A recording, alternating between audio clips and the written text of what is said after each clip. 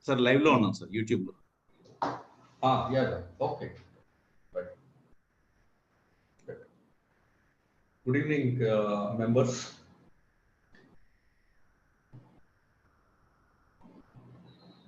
Last slide. Share this slide. Last slide.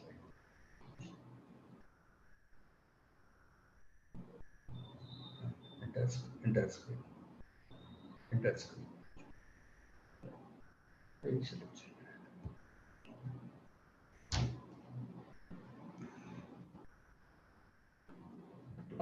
Last share.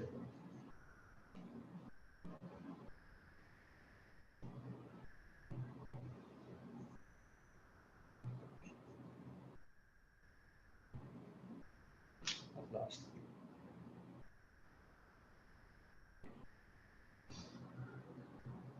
Okay. Okay. Okay.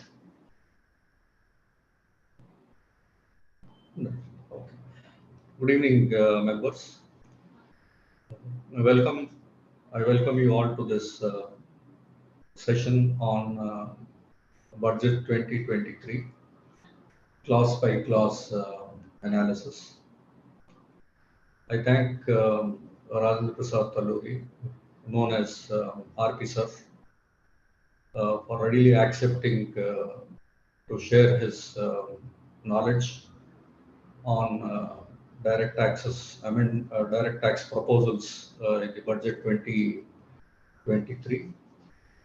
I'll first introduce RP Sir, well known in the professional circle and then personal circles, but a founder member of TRP and Co.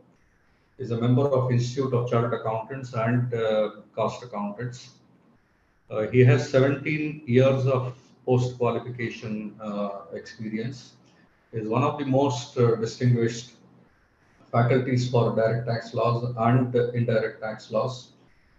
He contributed several articles on taxation in leading journals, which include magazines of ICI, Taxman publications, student newsletter, journals of International Fiscal Association. He is a visiting faculty of ICI and ICWI, Hyderabad, Vijayawada, and Bangalore. He has addressed more than 180 seminars in South India forums on direct tax and indirect tax, covering the aspects like GAR, POEM, TP, and so on. And then he is a regular trainer for income tax officers, assistant deputy commissioners of income tax department, GST department, and C&AG and practicing chartered accountants. In his previous assignments, he has worked as financial controller for the world's largest tobacco trading company. He also instrumental in implementing zonal board budget for activity-based costing in Microsoft and so on. So he's currently practicing profession through TRP and Co. Hyderabad. His areas of practice included representations before CIT, ITAT, SESTAT, settlement commissions, and so on. So with this, I introduce Rajendra Prasad sir. There are wide-ranging amendments proposed. Looks like very simple when to read on the paper. Just to read on the paper, it looks like very short, but having huge impact, like very simple, like TCS on LRS remittances. Very simple proposal. They have just removed one word, added one word to that. But it has a wide implications on remittances under LRS, where many remittances are being made by the individuals, knowingly or unknowingly. They will be, and then a lot of people will be visiting us A lot of people will be visiting us for remedies in this. I think sir will be taking us wherever there is a 20% tax, what remedies we have, at what point of time we need to get this short deduction certificate, and all will be listening. Then gifts to NOR, a very simple provision. Again, a word is just added and removed. Then gaming taxation has been brought in with a very simple words. Then individual taxation, it looks like slabs have been amended, but it has a huge consulting will be there on us. Like we have to work on various permutations and combinations for a simple salaried returns and all. And TCS provisions, and there are, like sir will anyhow be taking to us, like 122 amendments are made in this budget proposals, which has huge impact. The trusts have been huge amendments have been trust, and that itself takes a long time for discussing. Anyhow, let's listen to sir, and then here and now and then I'll be interrupting with asking questions. So let's listen to sir now. Good evening, everyone. Thank you, Premnath sir and Vijay Srinivas sir, without whose support this session would have not been made a reality. And I thank Shravan also for participating in my active discussion, and my staff Raghu, who has supported me. Right. Now there are 122 amendments which are proposed so far as the direct taxes are concerned. I will be walking you through the key amendments. Okay. So I will be elaborating what is the implication of the important amendment. Okay. So clause 2 to 122, that is out of these various amendments, these are proposed to be effective from 1st April 2023 unless otherwise specifically provided for. Okay. So the various amendments have been organized into various subcategories in the memorandum, like rates of income tax, socio-economic welfare measures, ease of compliance, widening and deepening of tax base of anti-avoidance, improving compliance and tax administration, rationalization of provisions, and others. So I have prepared the presentation also basically from the memorandum. So I'll be walking you through the various proposals in this particular structure only. Now, first let us focus on what are the amendments so far the rates of taxes are concerned. Okay. So the first and foremost, broadly there are 4 changes so far as the rates of taxes are concerned. What are the 4 changes which were introduced? The first and foremost is, as all of us are aware that there is a concept of new scheme of taxation, old scheme of taxation. As all of us are aware that old scheme of taxation means you have the conventional deductions, Chapter 6A deductions, and various exemptions are there. On the other hand, in the case of new scheme of taxation, there are only very few deductions, very few deductions, but of course the rates are quite different. This is the broad difference between new scheme and old scheme. Everyone is aware of that one. Now, through this budget, what they proposed is the new scheme is the default scheme unless one person chooses to be opted out. Till last year, the proposition is the reverse. It means the old scheme is a default scheme. If he wants to go for the new scheme, he has to opt specifically. But the proposition has been made inverse through the current budget. So in simple terms, for everyone, individual, HUF, AOP, BOI, AJP, artificial juridical person, the new scheme is going to be the default scheme. If at all they want to come out of this scheme, they want to say that they're saying that no, the assessee says, the assessee approaches you and says that no, sir, I want the old scheme only because that is beneficial, whatever may be the reason. Then in such case, he has to opt out from the new scheme, then he has to opt for the new scheme, right? or for the old scheme, sorry. Then the next thing is, sir, whether I can choose between old and new for every year, is it like that? The answer is no. So far as the business class of assessees are concerned, there is only one-time opportunity. It means they can go out of the scheme and come back. As simple as that. It means only one time they can switch over. On the other hand, in the case of other assessees who are not deriving any business income, business or professional income, then they can choose on a year-on-year basis. And the rates are looking like this. Last year, under the new scheme, the slabs are ranging up to 6 slabs with an increment of 2.5 lakhs. It means up to 2.5 lakhs, one limit, 2.5 lakhs to 5 lakhs, 5 to 7.5, and so on. But now they made it as 5 slabs. Up to 3 lakhs, the rate of tax is nil. 3 to 6 lakhs, 5%. 6 to 9 lakhs, 10%. 9 to 12 lakhs, 15%. 12 to 15 lakhs, 20%. And more than 15 lakhs, it is 30%. Now, immediately on the budget day, someone asked me, sir, these rates, there are different rates. Whether my long-term capital gains is also tax recorded to slab rates? No, it is not like that. The rates are only for general incomes. Wherever there are special incomes, which are taxed at the special rates like long-term capital gains, short-term capital gains, those specific rates of tax will anyway continue. These are applicable only with regard to the general incomes that one need to remember. Okay, the next thing is, what are the deductions permitted even under the new scheme? As every one of us know that under the new scheme, the deductions are not permitted. But I want to go for the new scheme. Still, am I eligible for any of the deductions?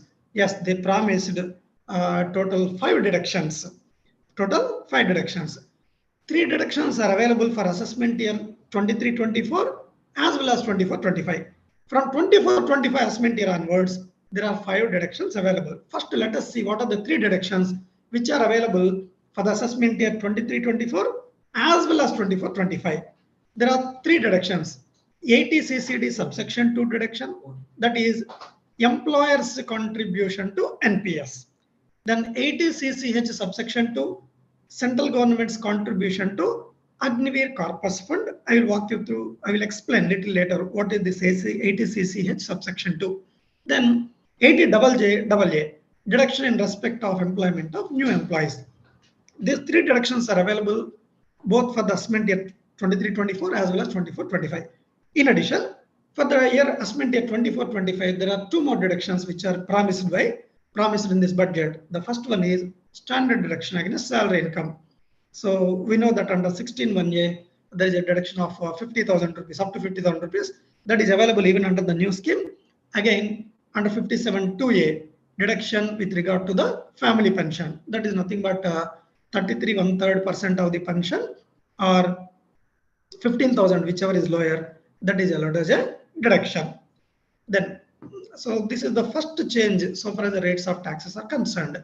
The second thing is, amendment with regard to the rates of taxes are concerned is new manufacturing cooperative societies. There is a new section introduced in the name of 115BAE, which is talking about what are the taxes on incomes of newly set up or newly incorporated manufacturing cooperative societies. So why this provision has been introduced? According to Honorable Finance Minister, they want to give a level playing field to the cooperative society on par with the companies. In the case of domestic, newly set up or newly incorporated manufacturing companies, as we know that the concessional rate of 15% is available. So through this budget, they extended that similar benefit to cooperative societies also. The salient features of this particular scheme is, if the cooperative society is deriving its income from manufacturing activity, then the tax rate is 15%. Other than manufacturing income, then the rate would be 22%, but the 22% is attracted without giving any deductions. Without giving any deductions. Sir, what do you mean by that one? A cooperative society is there that is newly incorporated. It complied, it satisfied all the conditions of 115 BAE. Then the moment the income is derived from manufacturing activity, 15%. Otherwise, the general rate would be 22% without any deduction. What do you mean by this particular clause without any deduction? For example, the cooperative society has certain godowns and they are letting these godowns on rent.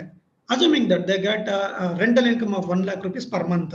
Normally, what we are doing, the rental income is 1 lakh rupees, income from house property, less standard deduction of 30%. So 1 lakh minus 30,000, 70,000. That 70,000 is subjected to tax under the normal provisions. But when your client, which is being a newly incorporated manufacturing company, they opted for 115 BAE, then in such case, what happens for them is the rental income, whatever 1 lakh is there, that 1 lakh is directly taxed at 22%, and the deduction, standard deduction of 30% is not available. That is the understanding, that is the implication of the word 22% tax rate without any deduction. So 15% is normal, that is for core manufacturing or derived from manufacturing activity. Other cases it is 22%. Then supposing that assessing officer redetermined the income of the cooperative society invoking the transfer pricing provisions or specified domestic transactions of transfer pricing provisions. In such case, there is a penalty for you. What is that penalty? Instead of 15%, the income will be that particular income will be, that enhanced income will be taxed at a double of normal rate. Normal rate is 15% for you. The double is 30%. So you admit you have to be very clean and clear from the threshold. Then take 15%. Other than manufacturing, 22%. Assessing officer redetermined, it is 30%. So these are the rates.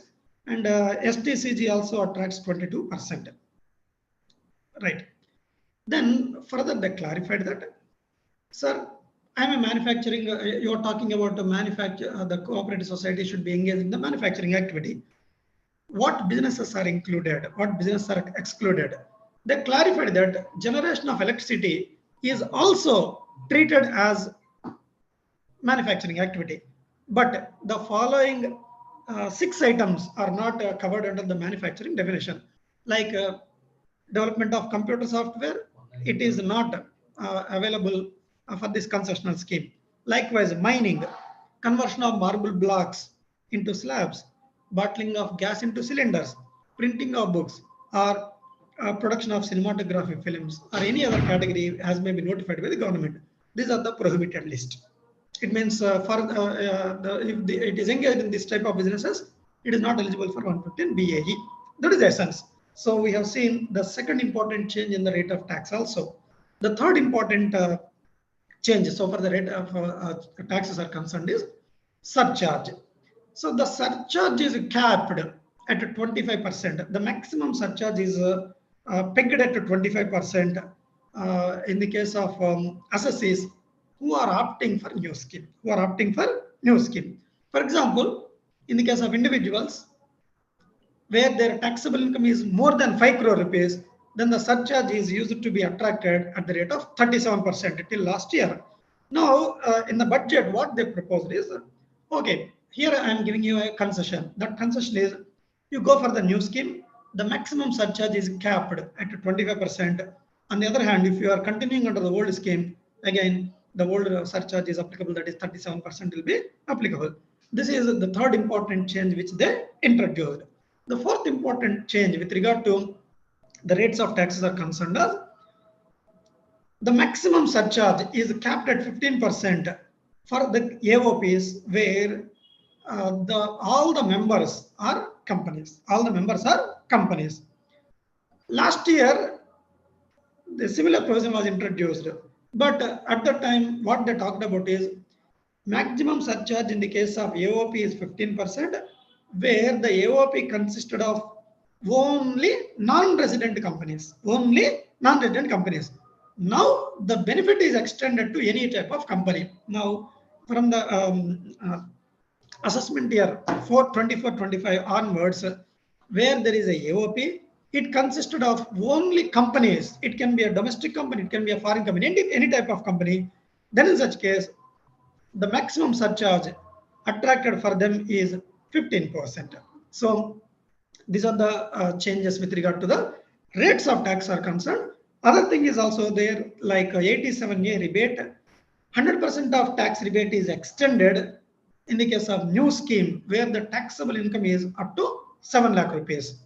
On the other hand, I am going with the old scheme. Old scheme means old rate only. According to the old provisions, what they talked about is in the case of resident individuals whose taxable income is not exceeding 5 lakh rupees, then they are eligible for 87A rebate. On the other hand, the new provision what they introduced is where a resident individual is opting for the new scheme, then in such case where the taxable income of that resident individual is not exceeding 7 lakh rupees, he need not pay any tax. He need not pay any tax. That is the meaning of 100% tax rebate. Right. Now let us see the changes in the domain of socio-economic welfare measures. Right. What are the changes under this particular segment? The first thing is amendment of 43B. Amendment of 43B.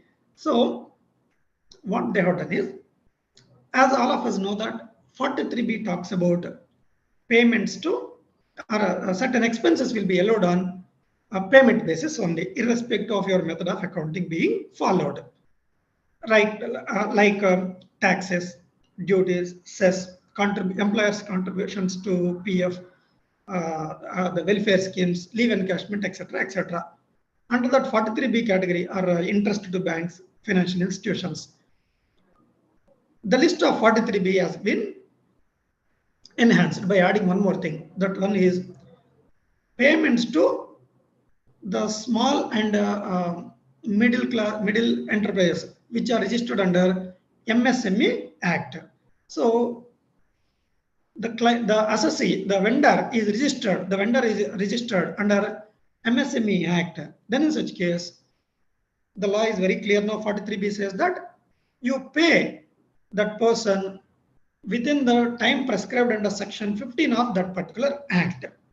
If you are not paying within the time limit given under section 15 of the act, then in such case it is allowed only on payment basis. Let me repeat. It says payments to the small and micro enterprises are concerned, then it is allowed on accrual basis if the bill is settled according to or within the time limits given under section 15 of the MSME Act. If the bill is not settled within the time limit given under section 15 of the MSME Act, then it will be allowed always on payment basis. Let us take a small example to understand this one. Your client is there. He is a company assessee. He has a lot of vendors. The vendor is supplying beverages. The vendor is supplying printing and stationery. Generally, they are registered under MSME sector. The person who has supplied beverages, tea, coffee, or tea sachets to this particular company, they are given a bill on March 15th. March 15th. Now, according to MSME Act, what it says is, where there is a specific agreement between the parties, then it has to be honored within the due date given under the according to the agreement. Where there is no agreement at all, the maximum time limit is 45 days. Maximum time limit is 45 days. Even if there is an agreement, that agreement clause should not exceed more than 45 days. Okay. If there is no agreement at all, then it has to be paid within a period of 15 days. Right. So there is an agreement between the tea supplier as well as the company. According to that vendor bill, it says that it has to be paid within a period of 30 days. See, whenever there is an agreement, MSME Act says that the agreement can provide up to 45 days. 45 days is the maximum due date. If there is no agreement at all, then 15 days you have to settle the bill. that tea supplier, assume that he has an agreement with the company. That company is settling the bill to the person. Okay. The time limit given is 30 days according to the agreement. So he has given the bill on March 15th. If he has paid the bill on or before April 15th, 30 days from March 15th, then in such case, it is allowed on accrual basis. It means on March 31st, it would have been appearing as a provisional entry, and a real payment happened on April 15th. In spite of that one, that is allowed for the financial year in which the provision is made. On the other hand, they paid on 32nd day. They paid on 32nd day. It means they crossed 2 days. It will be allowed as an expenditure in the year in which it is really paid. Real payment happened in the next year only. Real payment happened in the next year only. So, as an auditor, what we have to do at the year end? At the year end, we have to take the list of all the suppliers. Then we have to see whether agreements are there for the assessee with the suppliers. If there is an agreement, it has to be paid within the period. If there is no agreement, the bills are to be discharged by 15 days from the end of March. It means by April 15th, they have to be paid. If they were not paid, as an auditor, we have to recommend that, sir, kindly disallow that expenditure, and it will be allowed in the next year only. It will be allowed in the next year only. So this amendment has a ramification. One more small clarification which I want to add is, sometime back when I'm discussing this question with Prem sir, he asked me, sir, RP sir, whether this is available. Normally 43B payments, they talked about they can be paid up to the due date of filing return. But so far as this type of payments are concerned, the due date for filing of return concept is not there. Due date of filing return concept is not there. So you have to pay according to the agreement entered between you and the vendor. If there is no agreement, pay within a period of 15 days. If you pay according to either 15 days or according to the agreement, then it is allowed even on accrual basis. In any other case, it is allowed as an expenditure in the year in which it is really paid. Then. So the other related to this same, like say the expenditure which is accounted on 31st March, and if it is paid on or before 45 days, let's take, say, for example, 15th of May, then what is the position? If tax has to be deducted and tax is deducted or tax is not deducted, then what is the consequence? Because both sections are now interplaying here. Where if tax is not paid, then there is a disallowance and they can go on to 30% addition. So with this interplay, can you kindly narrate what is the consequence of this? Yeah. Good question, sir. So the question asked by Premna sir is, the payment is not made within that particular due date, and you are saying that it is disallowed under 43B. Now, assume that on that TDS is also not deducted. Then again, there is a disallowance as well according to 40A also. So that he means to ask. According to me, there will be disallowance only according to one particular section. If you see the 43B, what it talks about is where the payment is otherwise as allowable expenditure, where there is a payment which is otherwise an allowable expenditure, then it will be allowed based on the additional requirements of 43B. If you are not deducted TDS, then what happens? It is already 30% is disallowed under 40A 1A. Then according to me, 43B doesn't operate in that particular thing. But at the same time, let us see the actual wording, how they have structured this particular section, whether 43B will be overriding 40A 1A or 40A 1A will be overriding 43B. According to me, as per this existing language, 40A 1A will be overriding, because 43B talks about, it starts with notwithstanding anything contained, where it is otherwise allowed as an expenditure. If it is not at all allowed as an expenditure, then what happens? It will be, it is not at all coming under 43B purview. Okay. Capital expenditure, like say machinery has been brought from MSME, And then whether depreciation will be allowed and disallowed, whether such things will come into issues. According to me, the moment the bill is there, the entire bill will be subjected to disallowance rather than the depreciation. So, okay, if it is capitalized, then will it not affect, or will it affect, or will it doesn't affect? Even if it is capitalized, then that's why, because 43B starts with notwithstanding anything content, where it is otherwise allowable as an expenditure, then these provisions are attracted. So we have to see the actual wording of this section, how it goes. My strong gut feeling is they will carve out this one. So irrespective of the type of expenditure, the moment it is covered under 43B MSME sector, then 30 entire will be disallowed, or it will be treated as a deemed income, something like that. Okay. But these are the things which we have to look into. Wait and see how it has been actually structured. Okay. Right. Agnipath scheme 2022. This is EGE scheme has been introduced with regard to Agniveer scheme 2022. What do you mean by this one?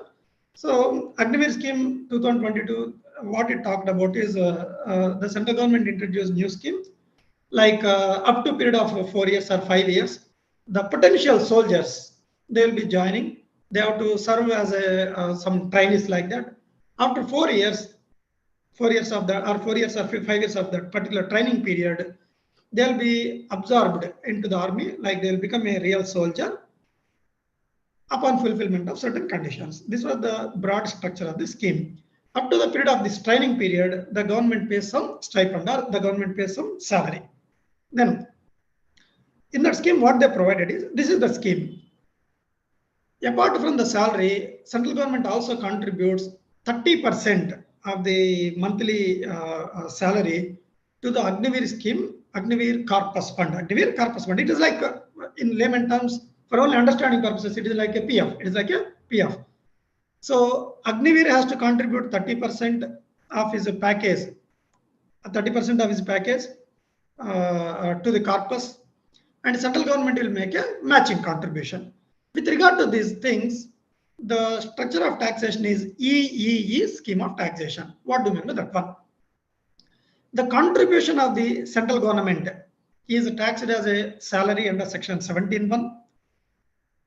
Since it is included in the salary, it is allowed as a deduction. It is allowed as a deduction. Contribution of the central government is allowed as a deduction, because on one hand we are included in the total income, gross total income. That's why it should be allowed as deduction on the bottom, right? Then contribution of the Agniveer, he is making his matching contribution, that is allowed under 80CCH1. Okay, needless to say that self contribution is allowed only under the old scheme, because under the new scheme no deductions are allowed. Then this is so far as contributions are concerned. Then whatever interest is accrued, that is exempted. Then at the ending of the period, withdrawals, whatever withdrawals are there, that withdrawals are exempted. So exempt scheme of taxation has been introduced with regard to Agnipath scheme 2022. Then next one is relief to sugar cooperatives from past demand. Okay, this is very applicable to very few assessees.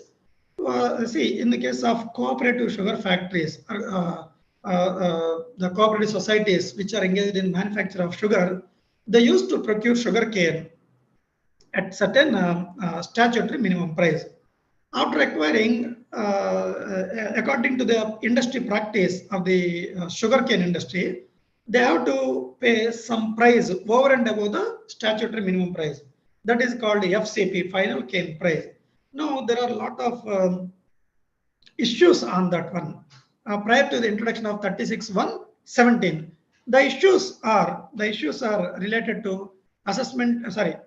Previous year 14-15 and prior to that one, because from 2014-15 previous year onwards, the provision has been introduced whereby they clarified that in the case where the cooperative sugar factory is procuring at over and about the statutory minimum price, but it is not exceeding the FCP, final cane price, which is approved by the central government, which is approved by the government, which is approved by the government, then in such case, that excess will also be allowed as a deduction. But the assessing officers are taking a view that the excess amount is distribution of profit. It is not allowed as a deduction. That's why they introduced, they introduced one more amendment saying that where the cooperative sugar factory is procuring sugar cane at a price which is more than the statutory minimum price, that is that is called final cane price. But that over and above whatever excess is there, that is also approved by the government. That extra will also be allowed as a deduction. That extra will also be allowed as a deduction. Then the next thing is they're asking, sir, what is my fate? Because the assessing officer in my jurisdiction, they disallowed this expenditure to me, and because of which I paid already taxes according to me. Earlier I paid and I lost in the tribunal also. Then what is my fate? So they introduce a beautiful amendment here. What they provide is, don't worry, I will take care of you also. You make an application to the assessing officer in the prescribed format, like 154. The scheme will be operative now.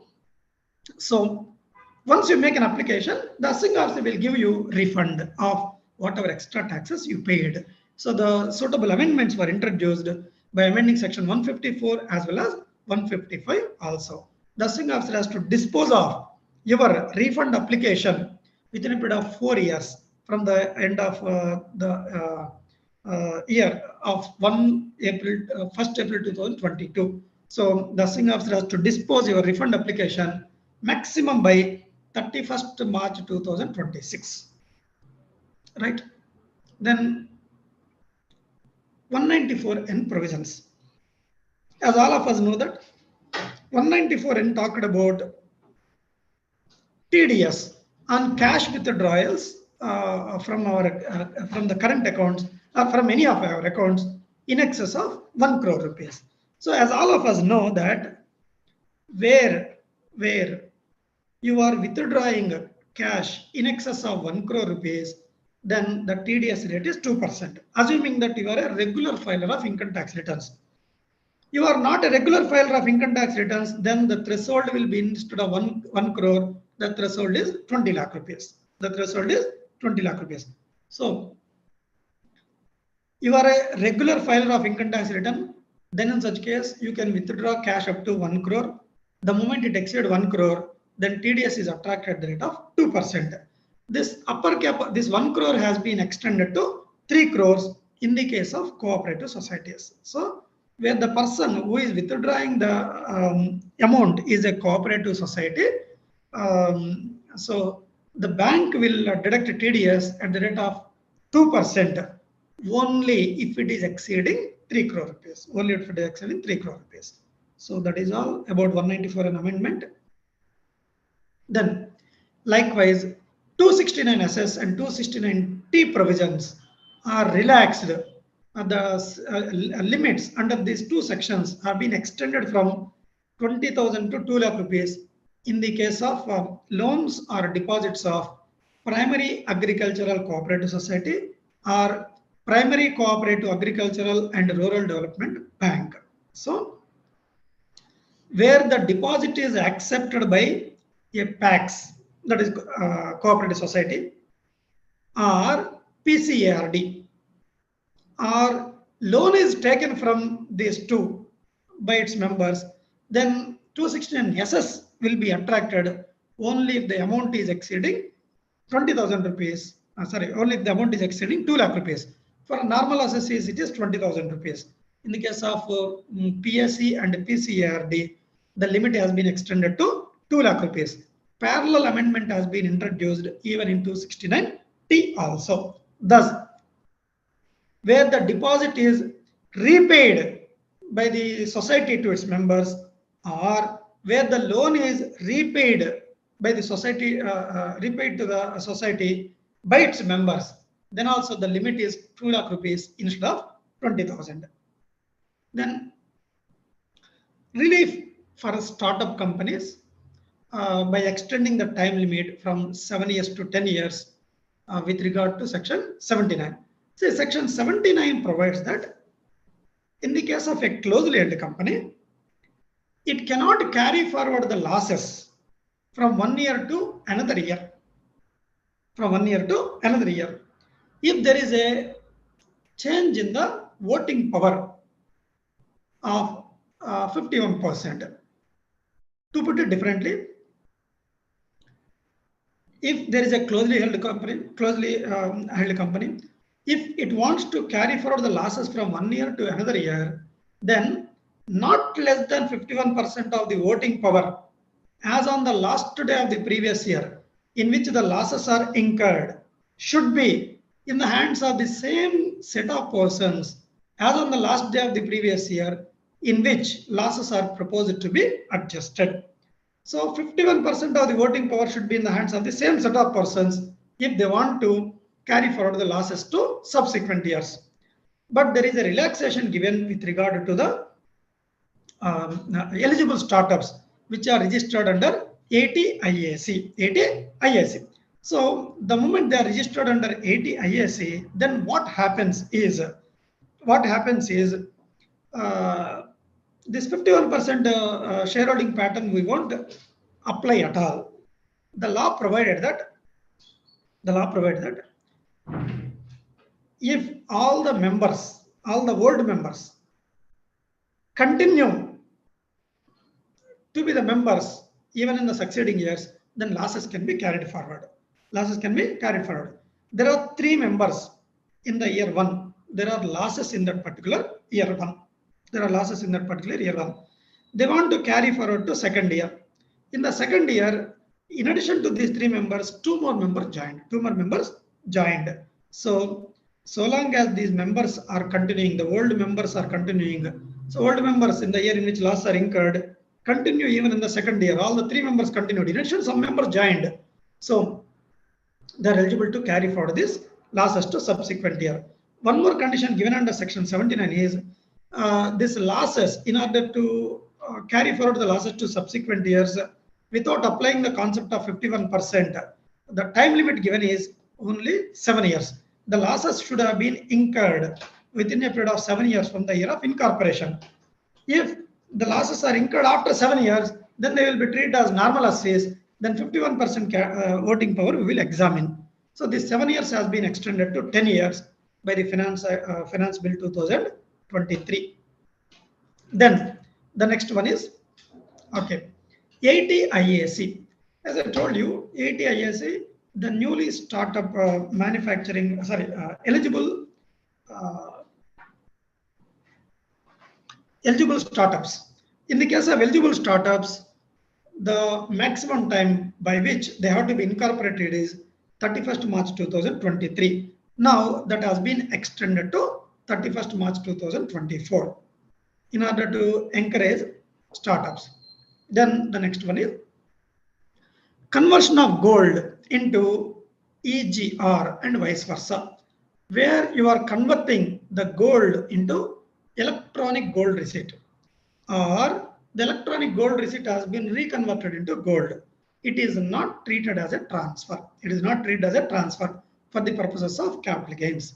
So the parallel amendments are made even in the cost of acquisition. So when you convert gold into EGR and later on you are selling the EGR, then what is the cost of acquisition of EGR? Cost of the source asset, cost of gold will become the cost of acquisition for EGR also. Then next thing is the period of holding is also amended. The period of holding, the period for which you hold the gold, or EGR, it will be counted. Or the period of holding will be counted from the source asset.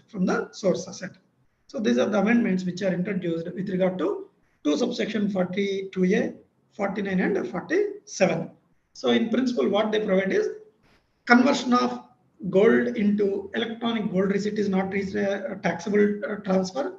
Vice versa is also not treated as a taxable transfer. Then tax incentives to IFSC. I'm not covering this one. It is applicable to very few assessees. Then exemption to developmental authorities. So this is a direct fallout of the Supreme Court judgment in Ahmedabad Urban Development Authority. Okay, this is of prominence in the case of chartered accountants who are dealing with societies, trusts, and charitable institutions, education institutions, hospitals, etc. So I request all the chartered accountants to go through once again the Supreme Court judgment in Ahmedabad Urban Development Authority's case. So it is a very beautiful judgment which is given by the Supreme Court. Okay, setting out, clarifying how to look at the principle of commercial. What do you mean by the trust is engaged in trade, commerce, or business? How to interpret that one?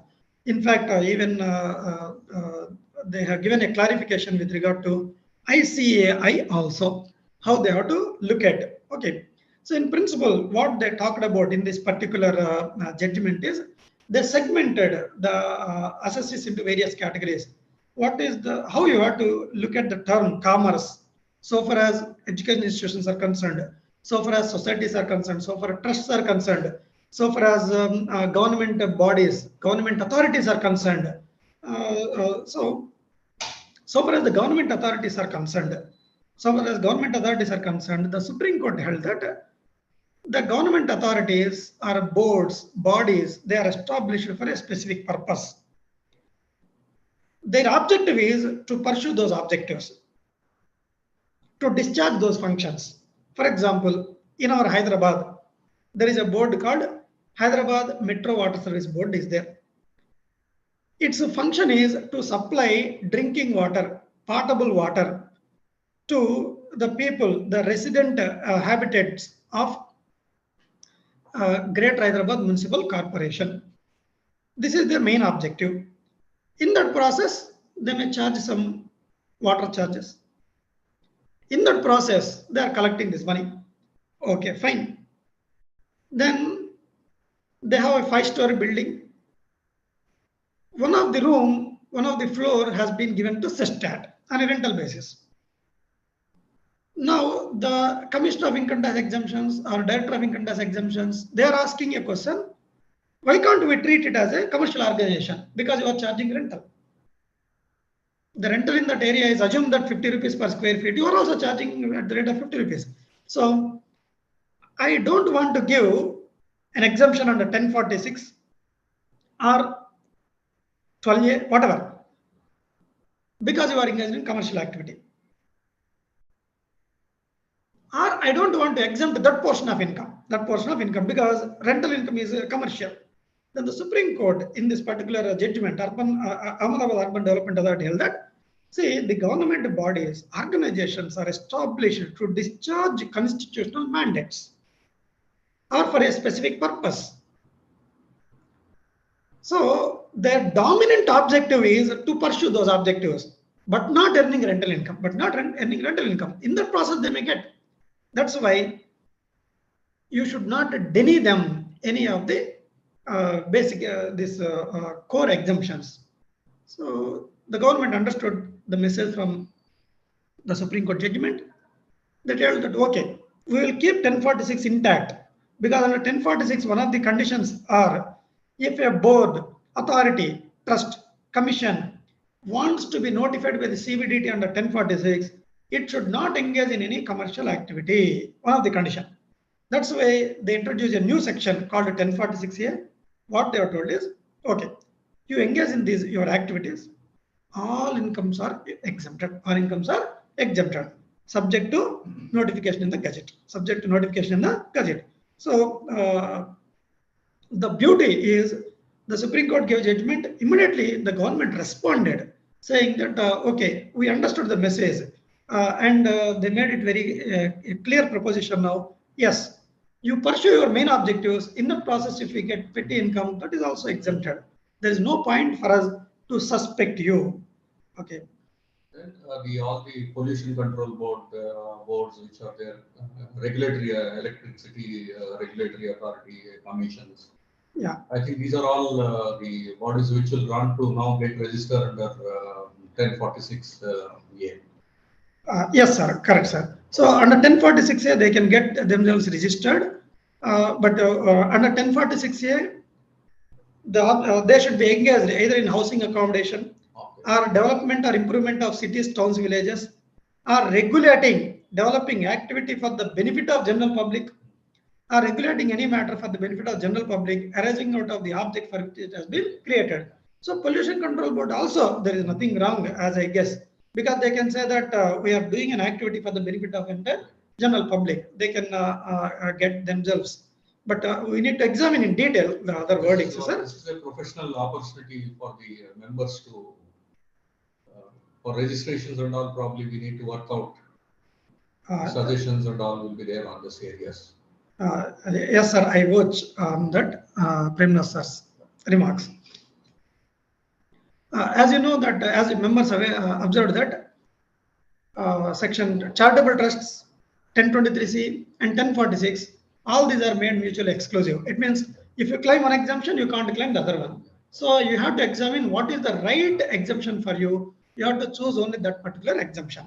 For example, Hyderabad Metro Water Service Board, we noticed that the right exemption for them is 1046 because they are fitting within this particular thing. So they will come under the new category also, planning, development, improvement of cities, towns, villages, and regulating, developing any activity for the benefit of general public. Things which fall under 1023C or those. Yes, earlier 1023C or 1046A or section 11, 12, etc. There is overlap. You can opt for multiple exemptions. But last budget, 2021 budget itself, what they had done is 2020 budget. All these sections are mutually exclusive. You choose only one section. Okay. You get governed under one section. You comply with the conditions given under that section. You claim income exempt only according to that particular section.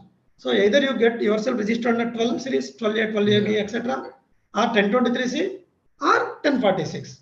So you need to choose which is the apt section for you. Based on that only you will get. That's a professional area. That's a professional judgment area and a practice area for the members. Yes, sir. Now moving on, 72A and 72AA provisions have been further amended to facilitate further strategic disinvestment. So the government is ongoing. So they are doing a lot of disinvestment activity. So earlier, the 72A and 72AA, what they talk about is, they talk about amalgamation, they talk about demerger. 72A talks about amalgamation and demerger of various associates. 72AA talks about amalgamation and demerger or restructuring of amalgamation and demerger of a banking company with a banking institution. Banking company with a banking institution.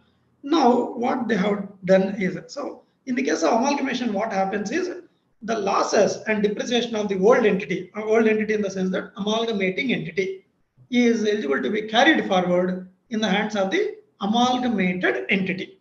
Okay, so this is the provisions. This is the essence of 72A and 72AA. If you satisfy all the conditions given under those sections. Okay. Now those sections, the wordings is, in the case of government organizations, what they talked about is, okay, disinvestment by the central government, state government, or public sector company in a company is also covered now. Earlier, where the central government is doing a disinvestment in a company, that is not covered under 72A. Now they brought that also into picture. So strategic disinvestment shall mean sale of stake of the government or public sector company. So sale of stake by the government or the either central government or state government or by the public sector company in another PSC or in a company. In a company, the keywords are in a company. They are the keywords that has been introduced. The blue words are added now. So where the prior to the amendment, where the central government is disinvesting in a PSC, then the benefits of 72A are allowed. But now, where the central government, state government, or PSC is disinvesting, it means they're selling their stake either in a PSC, public sector company, or in a normal company, or in a normal company, that is also permitted. That is also given the benefit of 72A and 72AA. So that is the essence of that amendment. I already explained this 15% tax with regard to manufacturing cooperative societies. Next, Part C is of compliance. Let us see a few more amendments under this bucket. Up to this, anything other, sir? Like, see, when you said the disinvestments issue, like Air India disinvestment, it's an authority, I think. I'm not sure whether it is Public sector or not. Then there are many companies which the central government is now selling, like IDBI is one which is taken over. So those are the companies which will get impacted with this positive impact of carry forward. And that will encourage people to buy. There's huge losses, carry forward losses in the depreciation and carry forward losses in that. Yes, sir. Now let us see ease of in compliance. What are the amendments bucketed in this category? Okay. The first one is 35D. 35D. So 35D talks about the preliminary expenses. Preliminary expenses. Now, when the expenditure is incurred under the head or towards project report, toward feasibility report, the old condition is either the cost of the project report or feasibility report, either that has to be, that activity has to be either undertaken by the assessee himself or it has to be undertaken through an approved concern. Through an approved concern. For example, your client came to you and he asked, suppose he came to Vijay sir and asked, Vijay sir, can you undertake a technological feasibility study with regard to this particular sector using your technical skills? Vijay sir readily accepted. But then at the time of claiming expenditure, the company asked Vijay sir, sir, are you a registered expert? Vijay sir told, I am only an expert, I am not a registered expert. So then the company is cutting a sorry face, saying that, so sorry sir, then our expenditure is disallowed, it is not qualified for 35D. Once it is not qualified for 35D, there is no other way, because preliminary expenses at that time, the company is not at there. You cannot claim under 37. That is the biggest problem with regard to majority of the preliminary expenditure. Majority of the preliminary expenditure.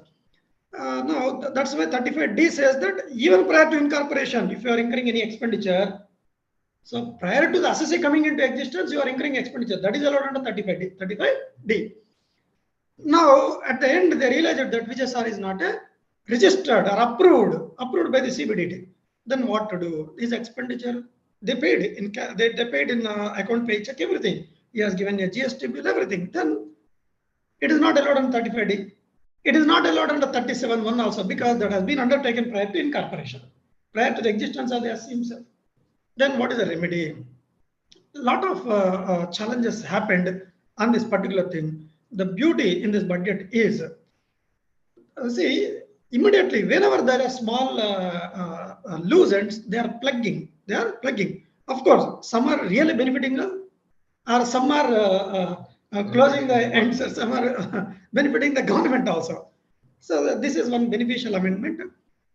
What they have done is, okay, you can either undertake the project report by the assessee himself. Assessee himself can undertake this research work, or he can incur through any other person also. But you have to give certain details of the expenses, like the pro forma is not yet given, and you have to inform to the assessing officer in the prescribed format, like how much is the expenditure, on what form, whether you have a work order, for that this one. What report he has given broadly, like that they will be asking probably. So you have to, once you fulfill that one, it is allowed as a deduction under 35D. Okay. Then the next one is 44AD and 44ADA. Okay. So as all of us know, 44AD, they talk about presumptive scheme of taxation. I'm not going into the details of this one. I'm just covering only the amendments. And see, these are my first thoughts. As I understood from the memorandum. Okay, one or two interpretation when Premna sir asked. I may be wrong also regarding overlap of 43B and 41A. But these are my initial thoughts. We will wait and see how the exact wordings are there. Okay. Now, 44AD and 44ADA, what are the amendments introduced here? 44AD, as all of us know that where the assessee's turnover is not exceeding eligible business, is engaged in eligible business, and the turnover is not exceeding 2 crore rupees, then he can pay 8% or 6% of the gross receipts as is a taxable business income, and without maintaining books of account, without going for audit. That up to that point we know. Now that limit of 2 crores has been increased to 3 crores. The limit is only 2 crores only. The limit has been increased from 2 crores to 3 crores only if the cash receipts do not exceed 5% of the total receipts.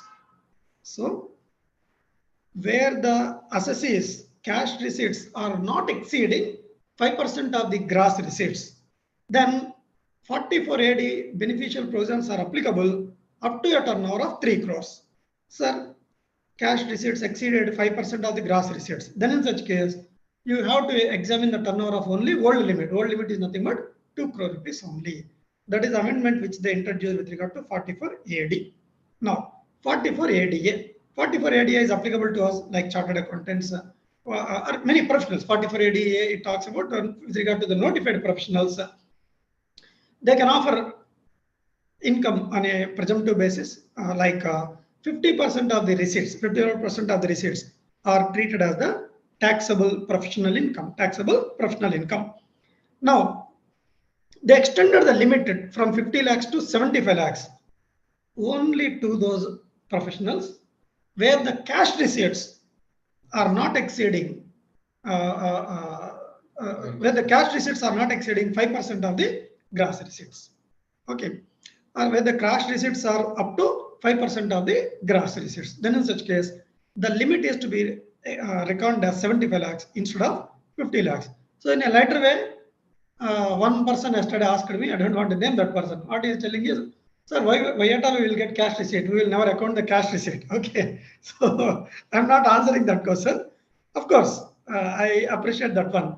The reason is many people may take in cash. Okay, so everyone says that, sir, anyway, whatever I accounted is only banking transactions. In that case, the invariably the limit is 75 lakhs. Okay.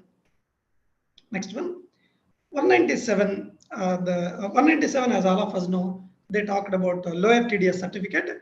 Lower TDS certificate earlier, it is not available with regard to 194 LBA. 194 LBA, it talks about where a business trust is making a payment of interest to the non-resident investors, So there is a business trust. The business trust is making payment to non-resident investors in the form of interest.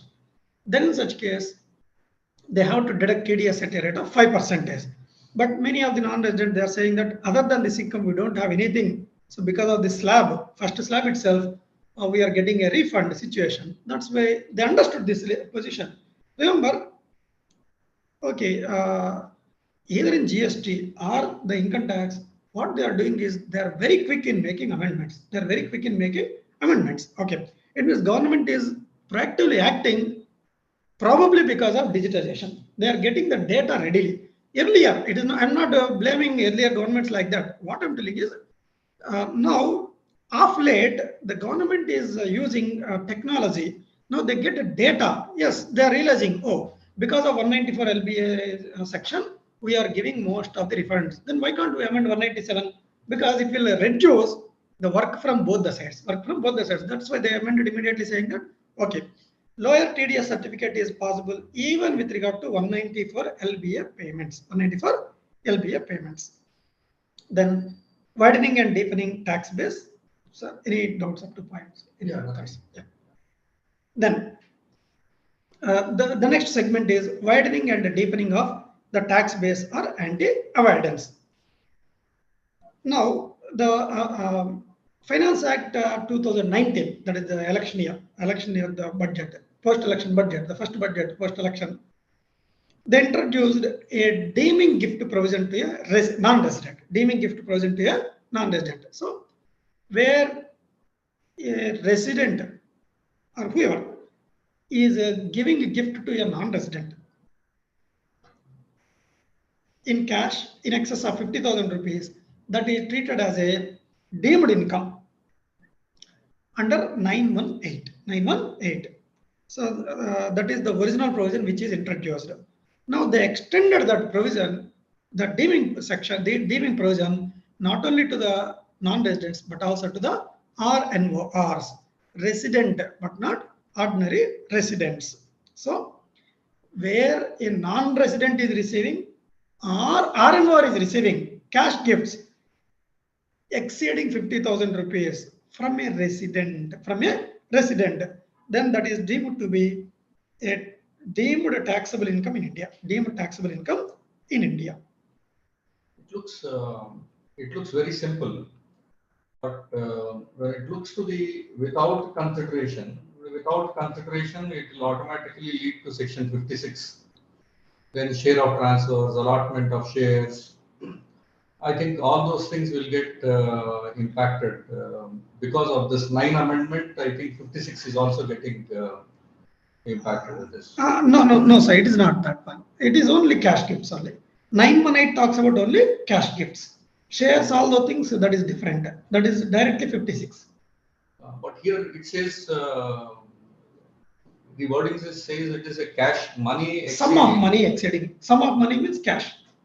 Okay. Sum of money. Okay, Premna sir is asking whether this provision is extended to all the gifts which are covered under 56 category. 56 to 10 category. No, it is not like that. This deeming section 9 itself is a deemed accruals. This section is extended only with regard to cash gifts, cash or check gifts. It means sum of money. Don't take a literal interpretation of cash means only physical cash. So only with regard to that one. Where a resident is giving cash gift either to a non-resident or to a RNOR, it is deemed that those non-residents or RNORs have received their gifts in India, hence it becomes a taxable income in India. So is it in the hands of donor or beneficiary? Recipient, always recipient is non-resident. Since it is ROR, whether the TDS provisions also will come into play because any payments made to resident of ROR, whether those things will come into play? A beautiful question. Premna sir is asking, payment is being made to non-resident. Payment is being made to non-resident. Yes. My view is yes. The TDS is also attracted. TDS is also attracted with regard to these type of gifts. Okay.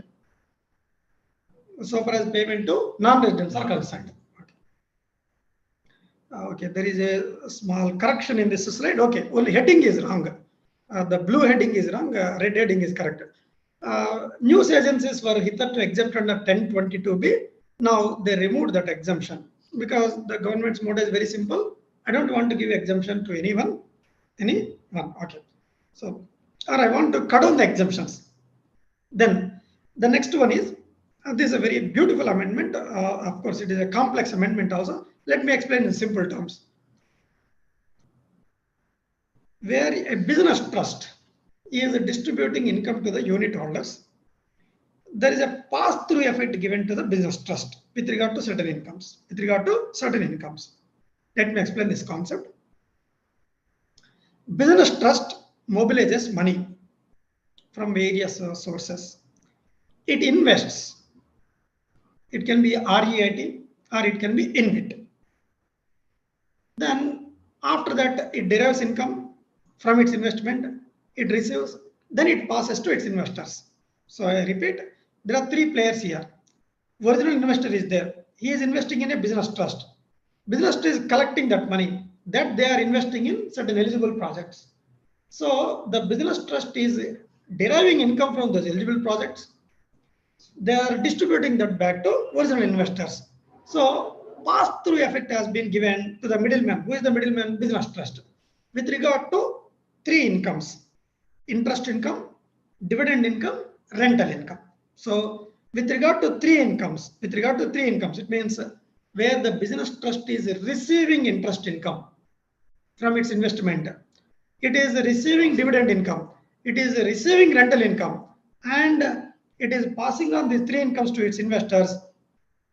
These are exempt in the hands of the business trust, and the ultimate investor has to pay tax on it. That is called pass-through effect. Now there is a small revenue leakage from this year. I don't know how government observed this one. thanks to digitalization. Government is spending lots and lots of crores and crores of rupee on digitalization, because of which they are getting huge amounts of data, quality data, with a very less span of time, because of which my understanding is there, because of which they are making this type of amendments. Then there is one, see, ultimately in the business trust concept, the income either has to be taxed, in the hands of the business trust or in the hands of the ultimate unit holders. So with regard to these three incomes, interest income, dividend income, rental income, business trust won't pay taxes, ultimate investor will pay taxes. But there is one income on which no one is paying tax. Who is that? What is that income? Repayment of debt. So investor says that, sir, I invested 1 lakh rupees in the business trust. That is my initial investment. After 5 years, every year I am getting interest income. After 5 years, that debt is matured. They are getting 1,50,000 from business trust. Sir, since I paid every year 1 lakh rupees interest income to taxation, repayment of debt is not taxable in my hands. Like that, he is taking a view. And the business trust says that, sir, I received 1 lakh, I am repaying 1,50,000. To me, it is a cost. So no one is paying taxes. Last time when I am filing a return, I personally encountered this one. Because in the Form 16, one of the business trust has issued the breakup like, I received interest income of 1 lakh, dividend income of 1 lakh, rental income of 2 lakhs. So on the three incomes, I claimed exemption. So these will be taxed in the hands of the investor. Okay, Mr. X, the name of the assessee is Mr. X. So since I did not pay tax, you have to pay tax. Like that in the Form 64, Form 64, they are given clear breakup. Then in the footnote they are given, in addition to the above, I have repaid 1,50,000 as debt. 1,50,000 as debt. I asked the client, sir, I believe that the business trust has not paid any tax on that one. You invested 1 lakh only. You are receiving 1,50,000. On that 50,000, you have to pay tax. Then immediately pushed me back saying that no, Mr. RP, suppose I want to pay tax, then the business trust would have given in the Form 64 certificate saying that on these three incomes, investor has to pay this income. It is my investment. I got it back. As simple as that. So you cannot ask me to pay tax. I told you are taking your own risk. He told us, I will take my risk. If at all the department asks, then I will. Yeah. Then I realized that I checked back the provisions also. No, it is getting taxed. I told later on saying that, sir, you are correct. This income is not taxed. So only 1 year we saved. This year automatically there is an amendment in the budget saying that repayment of debt is also taxable. But repayment of debt means only the incremental amount. The investment is 1 lakh rupees. They repaid 1,50,000. That 50,000 is taxable. That 50,000 is taxable. Suppose in that situation there is a loss situation. They can get a loss also because of the bad project. They received 1 lakh, but they are repaying 80,000. Then can the 20,000 be allowed as a loss by the ultimate investor? They provide that loss is ignored. Loss is ignored. So you invested 1 lakh, you are getting 80,000. That 20,000 I am least bothered. You invested 1 lakh, you are getting 1.8 lakhs. That 80,000 is taxable. So this is the amendment made with regard to business trust. Okay. Then TDS on payment of interest on listed debentures. See, and there is a section called 193. 193 talks about TDS on interest on securities. TDS on interest on securities. There is an exemption under 193. What it says is interest on listed debenture. Interest on listed debenture. So the company has issued some debentures, and the debenture is getting listed, already listed debenture. Then whatever interest the company is making payment, that is not liable for TDS. That is not liable for TDS. This is the exemption. But now the government realized that there is no point in giving exemption. Reason is very simple. In AIS data, it is getting reflected. It is getting reflected. That's why what they have done is, I don't want to give any TDS exemption with regard to listed debentures also. So TDS is attracted on various interest on securities, including interest on listed debenture. Then 44BB, 44BBB. These sections are applicable for non-resident assets, but just anyway, let me explain how the government is plugging the various leakages. 44BB, it talks about the non-resident assessee is engaged either in the business of providing services or supplying plant and machinery in the business of prospecting extraction of mineral oils. So they are either providing services or supplying plant and machinery, which is going to be ultimately used in the extraction or production or of mineral oils. So now the non-resident is providing services with regard to the assessee, whoever is engaged in production activity or extraction of mineral oils activity. There the presumptive income says that 10% of the gross receipts available to the non-resident is taxable as a business income. Likewise, 44BBB is also there. What it says is, if there is a foreign company, the foreign company is engaged in a business of civil construction or business of erection of plant and machinery in relation to a turnkey power project, turnkey power project. So in those cases, again, this section says that 10% of the gross receipts are treated as the deemed taxable income available to the non-foreign company. Okay. So in both the sections, 10% of the receipts are treated as the taxable business income. Fine. And both the sections contain a proviso. They say that subsections. They provide that you need not offer 10% that presumptive income in the cases you are getting your books of account audited. It means you maintain books of account, you get them books of account audited, file 3CD, 3CB or 3CA, whatever. Then even if it is lower than 10% or even if it is a loss, I will allow okay, those losses.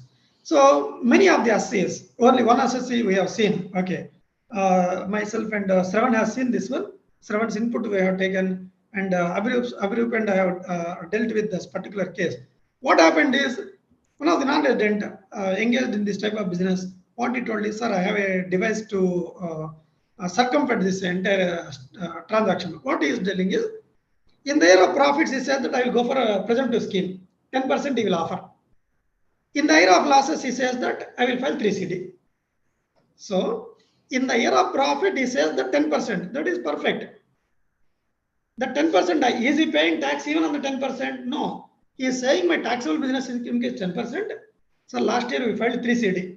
Last year, unabsorbed depreciation is there. That depreciation I want to adjust even after the 10%. So, 10% presumptive business income is there. From there, he is deducting unabsorbed depreciation. Effectively, he is not paying tax at all.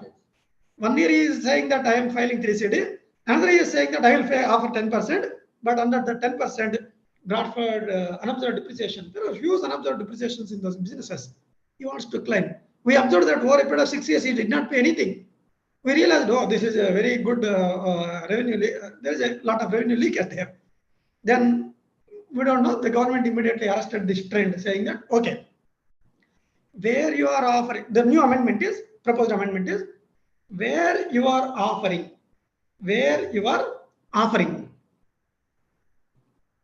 on a presumptive scheme, the 10%, then the depreciation or the brought forward losses are not allowed in that particular year. It means if you want to pay taxes on 10% scheme, pay 10%. That's it, without adjusting any losses. That next one. Next, beautiful amendment. Taxability of these winnings from online games. Okay, there are a couple of amendments. All amendments I will explain at one go. The first thing is, see, 194B section is there. It talks about TDS on winnings from lotteries, crossword puzzles, games, bettings, etc. 194BB talks about TDS on winnings from horse races. These are the two sections which we talk about. So 194B talks about TDS on winnings from various casual incomes like lotteries, betting, gambling, etc. 194BB talked about winning from horse races. Both these sections, they contain a threshold limit of 10,000 rupees. If the winning is less than 10,000 rupees or up to 10,000 rupees, then TDS is not attracted. What do you mean by winning? There is a very old judgment, Delhi Race Club Limited case. In that case, the Delhi High Court held that winning means winning per transaction. So there are lots of assessees who are getting 5,000 rupees per transaction. Each winning is getting 5,000. Like that, he got 40 lakhs. But the company is not doing TDS, is not doing TDS. Then that was the existing law. That's why what they amended is, they amended the provision. They said that, okay, nothing doing. This 10,000 is not per transaction. This 10,000 is per annum basis. 10,000 is per annum basis. So where the aggregate winnings from casual incomes or from winning from horse races in a year is exceeding 10,000 rupees, TDS is attracted over. Next, they introduce a new section, 194BA. What they have done is, online games, they removed from 194B, and they shifted to the new section. The new section is 194BA. The new section, what they talked about is, in the case of online games, online bettings. Now, many people are playing online rummies, etc. So what they have done is, in the case of online games, the whole scheme of TDS and taxes are completely different. Okay.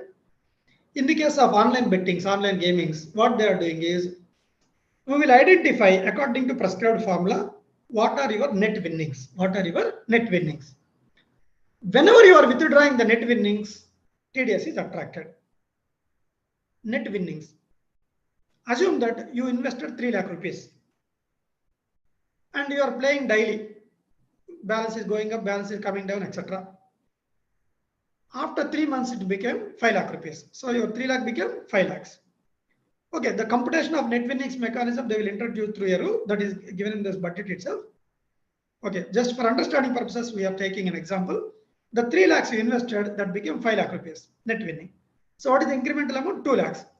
Out of the 2 lakh, 50,000 rupees you are withdrawing. 50,000 rupees you are withdrawing. So they made legal question very clear, saying that withdrawal of the net winning is tax subjected to TDS. So what is the net winning is 2 lakh rupees. Out of that you are withdrawing 50,000. That 50,000 is subjected to TDS. Now you are saying, sir, I don't want to withdraw at all. Then if there is any net winning as at the year end, then that balance is also liable for TDS. That balance is also liable for TDS. Let us continue our example. 3 lakh rupees you invested. Assume that after 1 year, it became 5 lakh rupees. In the middle, you withdrawn 50,000 rupees. That 50,000 is subjected to TDS. After that, the effective balance, effective net winnings became 1.5 lakhs. Total winnings is 2 lakhs. 50,000 you have already withdrawn. The remaining amount is 1.5 lakhs. That money is sitting in your with the online gaming platform. So that 1.5 lakhs is subjected to TDS at the year end. So total 2 lakh rupees is subjected to TDS. 50,000 at the time of withdrawal. The remaining amount based on the year end balances. So this is the essence of 194BA. Then TCS provisions. So as all of us know that TCS provisions are introduced under 206C. Under 206C 1G, there is a TCS with regard to the payments made outside India, either under LRS scheme of the FEMA Act, liberalized remittance scheme, or towards OTP, not a one-time password, overseas tour package. With regard to those two things, there is a TCS concept which was introduced in the last year. They continued that one, but they enhanced the TCS rates. Let me summarize the TCS rates, how they will be applicable. So remember, these TCS provisions are applicable only with regard to the payments made under the LRS scheme, liberalized remittance scheme of the FEMA, or OTP, that is overseas tour package. Under these two schemes, people are transferring the money. Okay, let us see the TCS rates. If the money is transferred to overseas, suppose your son is pursuing higher education in USA, then for his purpose you have taken a loan from an approved financial institution, then TCS is attracted at the rate of 0.5% on the amount over and above 7 lakhs. On the other hand, No bank has given to the client's son because they have seen, oh, based on the certificates, I don't want to give because his academic record is not good. Probably, just I'm giving in a lighter way, I'm giving an example. Or he could not get any loan from the bank. Then in such case, he went to a private lender or unapproved lender. Then he has withdrawn and he wants to remit that money. Then in such case, TCS rate is 5% on the amount which is exceeding 7 lakh rupees. So the key point which we have to remember is, we have to understand is, if it is the loan from approved financial institution, it is 0.5% for the sums exceeding 7 lakh rupees. If it is other than an approved financial institution, then it is 5% is the TCS rate. Then it is for medical treatment directly 5%. Then overseas tour package, last year the rate was 5%. This year they made it to 20%. Any other scheme of any other case of LRS, then it is 20%. Remember, the rate has been jumped to 20% from 5% with regard to overseas tour package. Probably the government's idea would be, why you are visiting foreign countries? In India itself is a very big country. You can visit one state, one time, okay, one summer. So if you go outside, I will do a TCS of 20%. Then 54 and 54F exemptions, deductions, whatever. So the benefit has been restricted to, there is a cap on with regard to these two sections. The cap is 10 crore rupees. 54, assuming that for your client, he got a capital gain exemption on account of selling of a residential house for 15 crores. To bypass this one, he wants to claim exemption. He purchased a villa at Gachibowli, and he told that I purchased for 16 crores. Till last year we are giving exemption, but this year what they told is, even though the investment is 15 crores or 16 crores, that will be restricted to 10 crores. Your total capital gains 15 crores less cost of new asset 10 crores or actual investment, whichever is lower. So even though invested really 16 crores, 17 crores, 18 crores, whatever may be your investment, I will consider that amount as only 10 crore rupees. So that is the amendment made under section 54. A similar amendment is made under 54F also.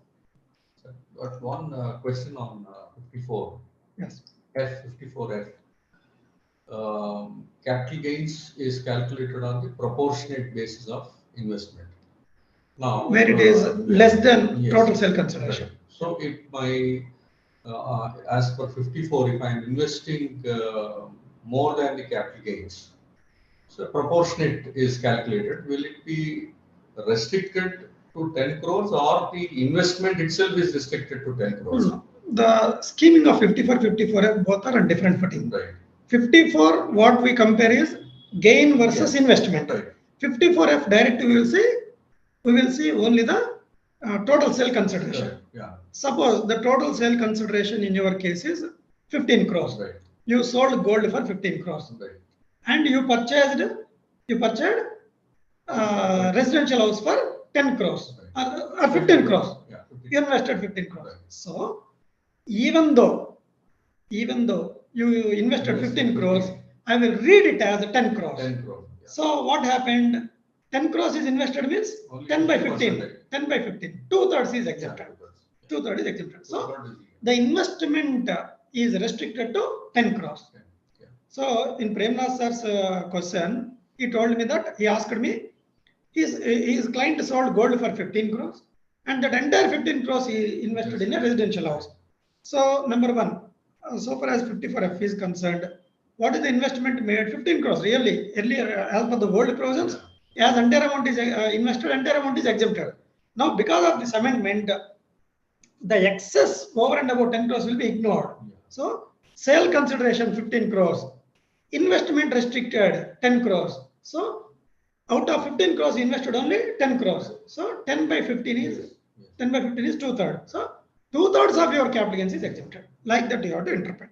Okay. So the budget provisions, when they write the memorandum, they say this is to encourage housing, but whereas for 54F, this is not an encouraging, this is a discouraging. To discourage high net worth individuals. Okay. So high net worth individual, anyway, you are having more money. Okay, sacrifice when you are buying a new house. You give some contribution to the government also, or the economy also. Okay. Then market linked debentures. This is a very rarely used provision, but I don't know. Yesterday when myself and Shravan is discussing, we discussed at length, we realized that this is also plugged. So what happened is, in the case of market linked debentures, because of section 112, in the case of debentures, what we do, the tax rate with regard to the long-term capital gains, what we are doing is, since debentures are not eligible for indexation, the long-term capital gains, what we are doing with a 10% if it is a listed debenture. So with regard to a listed debenture, what we are doing is, capital gains we are arriving. Since the assessee is not eligible for indexation, the tax rate is becoming 10%. Tax rate is becoming 10%. Like that we are seeing. Now what they have done is, they understood. Oh, we want to cut you also. So in the case of listed debentures, why we want to give a benefit to you? 10% benefit I don't want to give. It should be taxed at the regular rates. For that purpose, what they have done is, number one, in the case of market linked debentures, the gain is always treated as short-term capital gain. Number one, that is the first one. Second, that will be taxed at the applicable rates. It means it will be treated as a general income. General income is if you are individual HUF, AOP, BY, HFP, slab rates, new scheme, old scheme, etc. If your company has a general income 30%, 25%, 20 to 15, whatever, depending upon your, it becomes a normal income. Okay. That is the essence of 50AA. Then 142(2)A. See, 142(2)A, it enables the assessing officer, with the prior approval of the commissioner or principal commissioner, etc., with the approval of the higher officials, he can refer the case for special audit, keeping in view of the complex nature of the books of account, nature of the accounts, voluminous of the accounts, doubts regarding the correctness of the accounts, etc. So the books are so complex. Then in such case, normally what they are doing, some cases they are referring this matter to special audit. For example, there are certain companies which are going to liquidation because of frauds or whatever. Then the department also got doubt. Sir, what happened? Because I am unable to understand the various entries which they passed. Then they are taking the help of the chartered accountants. Now what they have done is, they amended this provision further, saying that with regard to the getting the audit everything, they are appointing chartered accountants as the special auditors. With regard to the inventory valuation of that particular client, so the assessing officer can refer this matter to, with the previous approval of the principal commissioner or commissioner, etc., to a CMA, cost and management accountant. So they can refer this to the approved CMA, who will give the valuation, whether that value of the inventory is according to ICDS 2 or not. Okay. So whatever time is taken by the cost accountant for completing this work, that will be excluded for the purpose of completing the assessment, etc. 153 is also amended. Now the next one is 1010D exemption. Okay. The 1010D, it talked about, 1010D talks about maturity proceeds of LIC. Now there are various categories in the LIC. Okay. If the policy is taken prior to 1/4/2003, they told that maturity proceeds of that policy is exempted. From 1/4/2003 onwards till 31st March 2012, 2003 to 2012, where the premium paid exceeds 20% of the sum assured, then that becomes ineligible policy. The maturity proceeds of that policy became taxable. 2012 onwards, they further bifurcated, they further amended the law, saying that for 1 year they amended the law, saying that where the premium paid exceeds 10% of the sum assured, then that becomes ineligible policy. Again, the next year they amended the law saying that where the premium paid exceeds 10% of the sum assured with regard to a normal person, that becomes ineligible policy. With regard to the dependent disabled person, where you are taking a policy, then in such case, instead of 10% of the sum assured, we take 15%. We take 15%. These are the various limits which have been provided. Finance Act 2021 further brought one more upper cap. What it talked about is, if it is a ULIP policy, unit linked insurance policy, last year amendment, where the premium paid is exceeding 2,50,000 in any particular year, then that becomes ineligible policy. The maturity proceeds are taxable. So this year, the further amendment is, if it is a non-ULIP policy, so in the case of ULIP policy, the premium should not exceed 2.5 lakhs.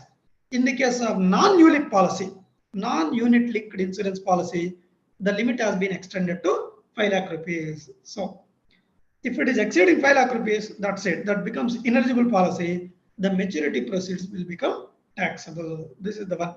Then, but remember, in all these cases, there is an exception. In all 10 day throughout, if it is the maturity proceeds are received on account of death of the person, that is exempted, irrespective of 2.5 lakhs, 5 lakhs, 20%, 10%, sum assured, 15%, etc. So where the maturity proceeds are received on account of death, always it is exempted.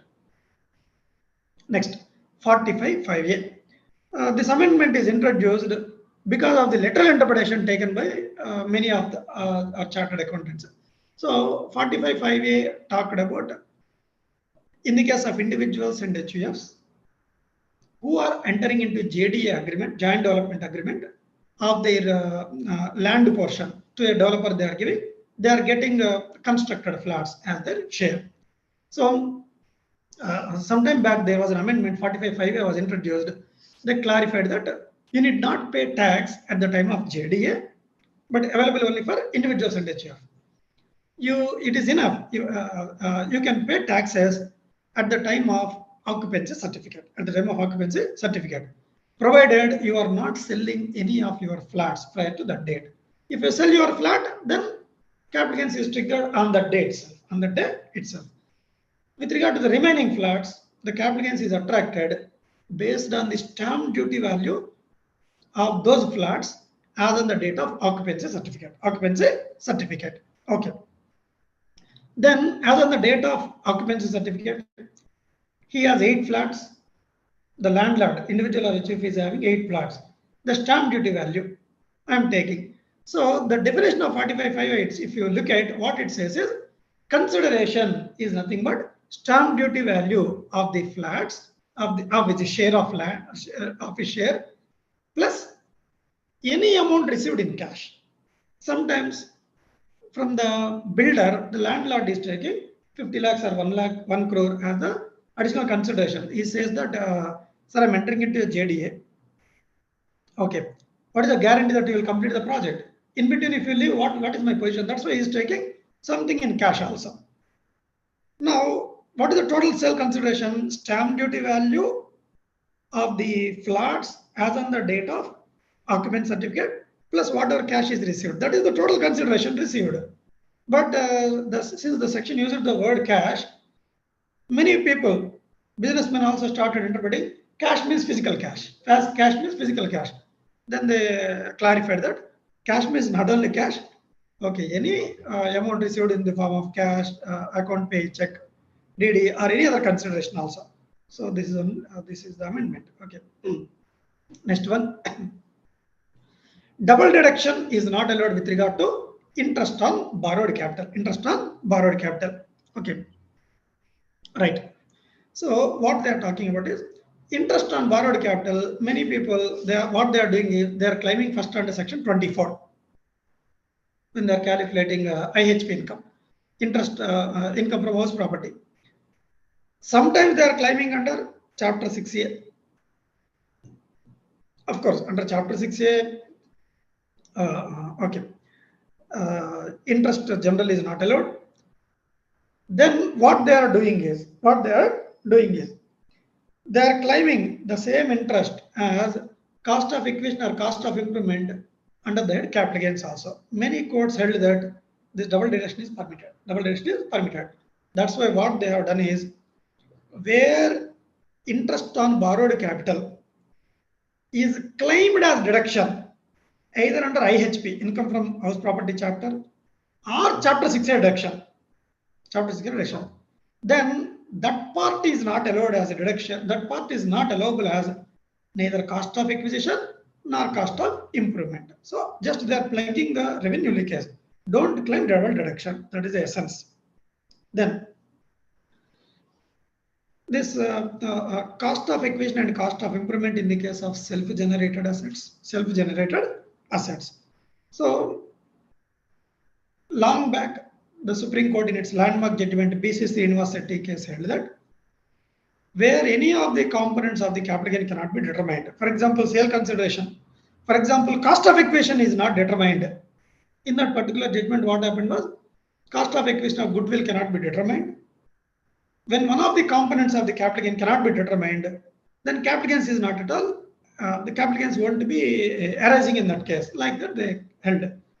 To nullify BC Srinivas Shetty's judgment, they amended the long back saying that goodwill of a business.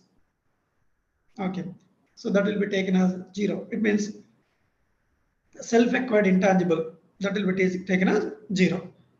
But the problem in that amendment was goodwill of a business alone is treated as 0. What about goodwill of a profession? Many people started taking that view. Sometime back, 2-3 years back, they amended that one also. What they have done is goodwill of a business or goodwill of a profession, that is taken as 0. Now, in this year, what they have done is goodwill of a business, not only goodwill or any other intangible asset, goodwill or any other intangible asset or any sort of right. So if they are self-generated or for which you have not paid any consideration, it means it is a self-generated. Then in such case, if you have not paid anything towards their acquisition, then the cost of acquisition and the cost of improvement will be taken as nil. Cost of improvement will be taken as nil. So in my view, BC Srinivas Shetty judgment is nullified so far as intangible assets are concerned. So goodwill of a business, goodwill of a profession, or any other intangible asset, or any other any sort of right for which you have not paid any consideration towards their acquisition, the cost of acquisition and cost of improvement will be taken as nil. Okay. Then we will let us see. Another few slides are there. I will explain the key provisions. Okay. Then we'll continue. We'll take 28 before we go there. Amendment. I will explain. I will cover the remaining thing. I will explain what are the key amendments. Yeah. 245D. It is an amendment relating to. Just I will explain in one line as settlement commission. Settlement commission is no more there. That is only a relaxing provision. They are unable to complete within the deadline originally given to them. That's why they extended the time. Let us not worry about that. Then the next one is there is a new level of appellate authority, first appellate authority, which has been introduced. That is Joint Commissioner Appeals. The first appellate authority is so far as is Commissioner of Income Tax Appeals. Now they introduced one more category, JC Appeals. They will come with a scheme. What are the income levels or what are the additions up to which we can go up to the JC Appeals. But as of now, with regard to what type of orders you can go to the JC Appeals. So where any assessing officer passed any order who is below the rank of JC, with regard to those orders you can appeal, you can make an appeal to the JC Appeals, number one, in principle. Second, you can go with regard to 143(1) intimations or 143(3) assessment order, 144 bed judgment assessment order, 147 is assessment, reassessment, recomputation. Now such case is also covered under 147. Then ETDS processing, intimations on account of processing of ETDS returns. No TDS, you have not deducted TDS. The department has treated you as assessee in default. You can challenge that. Orders passed treating you as non-deductor of TCS or intimation processing TCS returns, all types of penalties. So with regard to all of them, you can make an appeal to the JC appeals also. But they will come with the scheme. In the scheme, they will mention up to what amount you can go to the JC appeals and beyond which at what level you have to go. Then apart from that one, they have given one more clarification. The existing appeals, whatever appeals are pending, based on the monetary limits, they can migrate them to, they will transfer them to JC appeals. Or from JC appeals to C8 appeals also they can transfer in between. Okay. Opportunity of being heard will be given whenever they are migrating from one level to another level that they are given. Okay. Then the next one is time limit for submission of TP documents at the time of hearing. So at the time of hearing, normally in the case of transfer pricing process, what they say is assessing officer shall give a time of 30 days. So TP assessment is going on. They asked, you give the following master service agreement which you entered with your parent company. Then please give some bills. Please give this agreement, interest agreement, loan agreement, all those things. Please give comparable list and a TP report, etc., etc. They are asking. As per the existing process, you can ask 30 days time limit. That is further extendable by another 30 days. So total available time is 60 days. Now through the new provision, what they have done is, no, I don't want to give 30 plus 30. I will give only 10 plus 10. It means they will give first 10 days time. At your request, then they will extend by another 10 days. That's it. Maximum time is 20 days. Okay. Then appeals to the tribunal. Now there are 3 penalties which were earlier levied only by the assessing officer. Finance Act 2022 made Commissioner Appeals as also a competent authority to levy these penalties. So once the Commissioner Appeals levies this type of penalties, then you should have, in principles as a principle of natural justice, you should have an opportunity to go for appeal. So that is available under with the tribunal. So there are 3 sections with regard to which, okay, you can make an appeal to the ITAT. First, there are 3 sections with regard to which penalty can be levied not only by the AO but also by C8 appeals. As per old provisions, only AO will levy penalty with regard to 3 penalties. 271 AAB penalty, that is penalty in such cases. 271 AAC, that is penalty with regard to unexplained cash credit, unexplained money, bullion, jewelry, etc. That is 68, 69, 69 ABCD additions, etc. 271 AAD penalty, that is penalty for falsification in the books of account. So, or omission in the books of account. You have not recorded the transaction at all in the books of account. So, earlier, under these 3 sections, only assessing officer is the competent authority to levy penalty. Now, the penalty can be levied even by the CIT appeals. So, with regard to which you have to go with the ITAT. If you are aggrieved by the order levied by the CIT appeals, then as a principle of natural justice, you can make an appeal to the ITAT. Now, revisionary order can be passed not only by the commissioner but also by the chief commissioner or principal chief commissioner. So there are certain views taken by certain tribunals saying that if revisionary order is passed by a normal commissioner or principal commissioner, then you can have a right with the, you can challenge them before the tribunal. But if it is passed by the CCIT or PCCIT, principal chief commissioner income tax, then you cannot make an appeal to the ITAT like that. That's why they clarified, no, it is not like that. Either if the revision order is passed by a normal commissioner or principal commissioner or chief commissioner or principal chief commissioner, as a principles of natural justice, you can appeal them with the ITAT. Then memorandum of cross objections in every appeal with the ITAT. So earlier there is small there is a small loophole here with regard to certain appeals. One cannot make a memorandum of cross objections before the tribunal. Now they made it to the legal question very clearly. What they told is, when an assessee makes an appeal to the tribunal, then the department has right to counter that by filing memorandum of cross objections. Vice versa is also true. Department is making an appeal against the C8 appeals order to the tribunal. Against that, memorandum of cross objections can be filed by the assessee. Vice versa is possible. Okay. I will explain in one-liners the other things. Okay. Right. Assistance to authorized officer during search and seizure. Now, remember that now in search process, now it is an open secret. Now ED is filing so many cases. Whether it is politically motivated or not, we are not concerned. We are only academicians. From academic perspective, if we are listening to the words or following the happenings, what is happening? If you see that, sir, MP is breaking the mobile phones, or they are securing the data. That's why the department is struggling harder to retrieve the data. Now, can they take the experts' support under 132?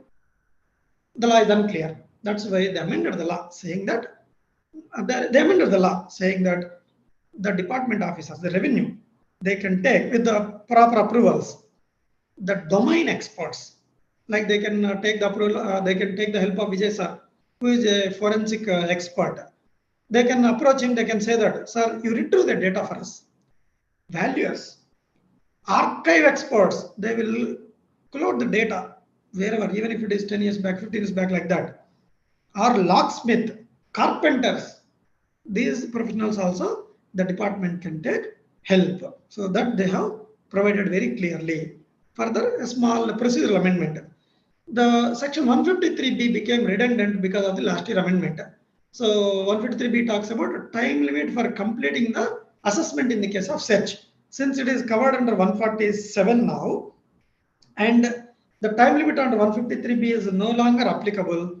153B talks about you have to complete within certain period from the last of the when the last of the search authorization was executed.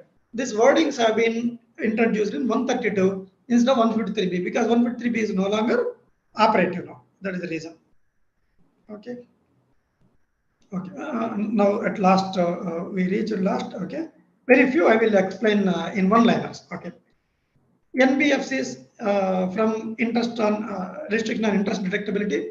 Say what they are talking about is 94B. There is a concept of thin capitalization. Thin capitalization. Another 15 minutes. Kindly bear with me. I will complete the remaining things also. Okay.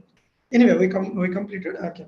Except for the trust, which will take long time, and even I have not gone completely. I have not gone through completely of the trust related. Let me admit you. So other provisions I will explain. See, there is a concept called thin capitalization in the transfer pricing provisions. What it talks about is when the resident entity, when the Indian entity is making payment to the associate enterprise in the form of interest, and that interest is exceeding 30% of the EBITDA, then excess interest will be disallowed, and that will be carried forward and adjusted according to the provisions given under 94B. 94B provisions are not attracted with regard to certain associates engaged in banking companies. Now they amended the law further, saying that certain NBFCs also this is not applicable. This is not applicable. Then 196A, what they have talked about is 196A talks about interest on units. Interest on units. When interest on units is getting paid, TDS is attracted at the rate of 20% because of 115 AD. Now, under certain treaties, the tax rate, the TDS rate is given for 10%. So, many people are facing challenges, saying that, sir, to access the treaty benefit, I should get the PAN number. 10F is mandatory. 10F is now digitalized. To make 10F form online, you should visit the department site. Only you can by having a PAN number. So the PAN exercise is a cumbersome process for the non-residents. That's why they told that don't worry. Based on the TRC, tax resident certificate. So far as 196A is concerned, without going through the 10F route, I will give you a lower TDS. So the Act says 20%. Your treaty is saying 10%. Directly go for the 10% based on the TRC. I don't want any other certificate. Only tax resident certificate from your government in your from your income tax department in your country. Get a certificate saying that you are a tax resident of that particular country. based on the tax of the treaty. Then TDS on payment of accumulated balance due to the employee. So what they amended the law is, see, some employees are they are not having the PAN numbers. So this is accumulated PF balance actually. So when the PF is getting withdrawn by the employee and he is not having a PAN number, then the TDS is MMR rate, maximum marginal rate, which is 30 plus surcharge, etc. Now it is very difficult situation because he has not got PAN number, everything because of his lower income level, but he has some PF balance.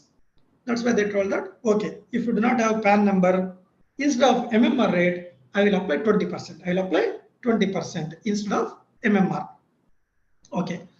D, and the next one is very, very good amendment. Facilitating TDS credit for income already disclosed in the return of income of past year. We have been waiting for this amendment for several years, but our hopes are answered in this budget. What is that amendment which they introduced? So we offered a particular income for taxation in our return, but the client directed, assume that I have given an audit bill for my client for 5 lakh rupees. For my client for 5 lakh rupees. He has deducted TDS. 5 lakh rupees out of the 10% he has deducted, 50,000 TDS he has deducted. Then, because of some reasons, he did not remit that on or before my due date for filing return or whatever. He has not remitted. Then, in his hands, it is deserved 30%. I am not concerned about that one. What about my situation? Since it is not appearing in my 26 years, I cannot take credit for that one. I cannot take credit for that one. But income is subjected to tax. I am not allowed the proper TDS credit. Then I charged him, why you have not filed the return, etc., etc. Assume that after 2 years, all backlogs he cleared. He filed with late fees the TDS returns, ETDS returns. Now in my 26 years, it is appearing. I don't have any remedy because I cannot do anything. I don't have time to upload the return, revise my return. There is no concept of updated return because updated return is only for enhancing but not for refunds. Then what is the answer? So the TDS became a cost to me. That's why what they are told is, yes, where your income is subjected to tax, but you are not, your TDS amount is not reflected in your current year 26 years. It is getting reflected in your future years. Then in that year in which it is appearing, in that year you take credit. In that year you take credit. So this is a beautiful amendment which they introduced. Okay. Then relief from special provision of higher TDS for non-filers of income tax returns. Okay. So they made a small change here. Ignore it.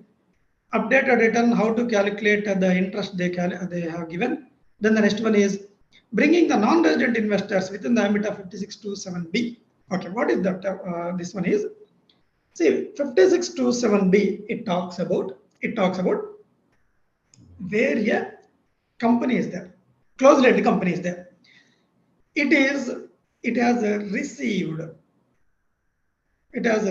share capital. It has allotted share capital at a premium, and that premium amount is exceeding the fair market value. Premium exceeding the fair market value determined according to the procedure given in the section.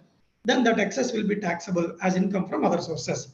For example, one company, closely-held company, issued shares at a premium of 500 rupees.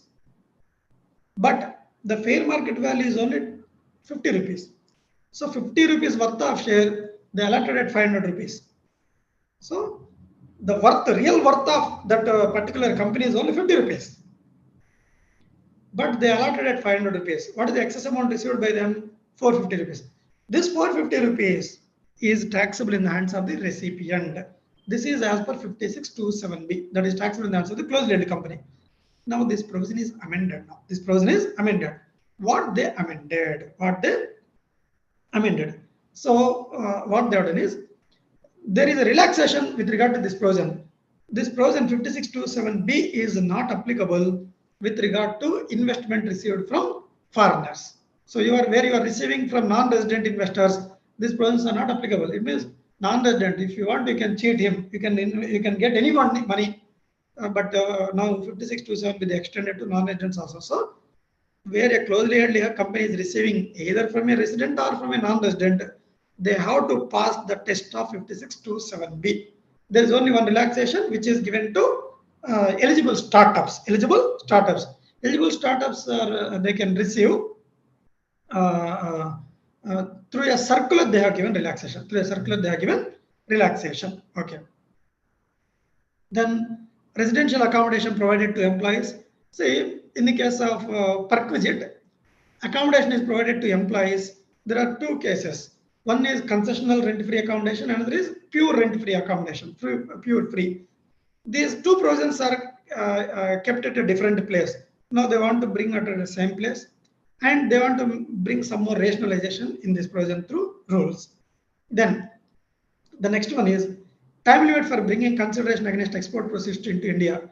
10AA. Whoever is claiming deduction under 10AA, for them there is an amendment. What is this amendment?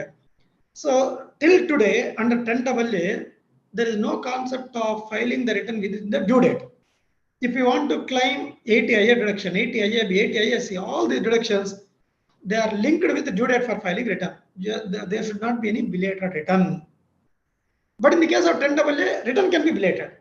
That's why they amended the law saying that if you want to claim 10AA benefit, SEZ benefit, so you have to file the return within the time given under 139(1). That is the first amendment. Second amendment, you can claim 10AA benefit only with regard to that particular export proceeds which are received up to a period of 6 months from the end of the financial year.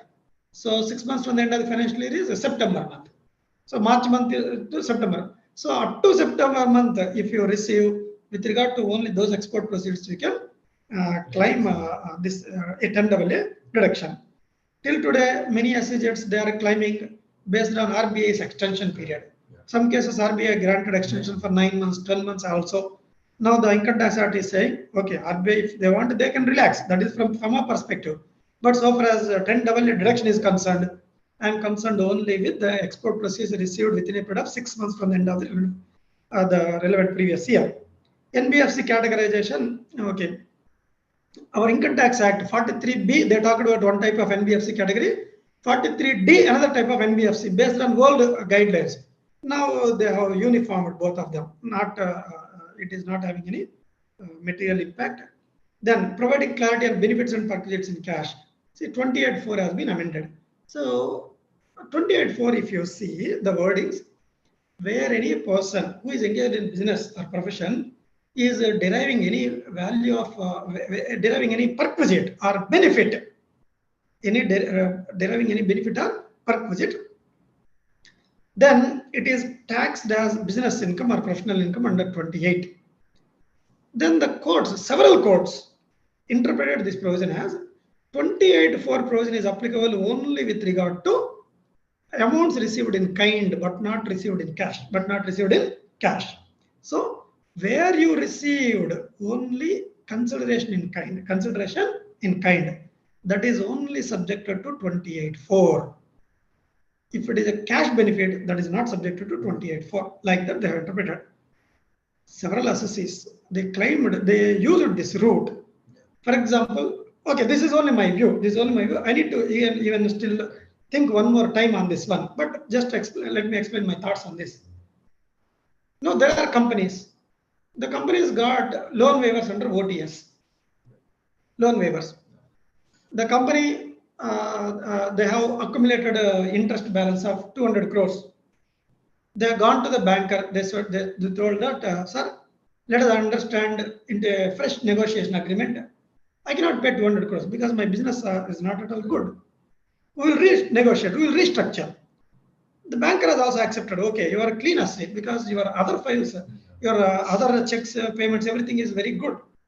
Only with regard to this business, it is not good. Okay, I am okay with it.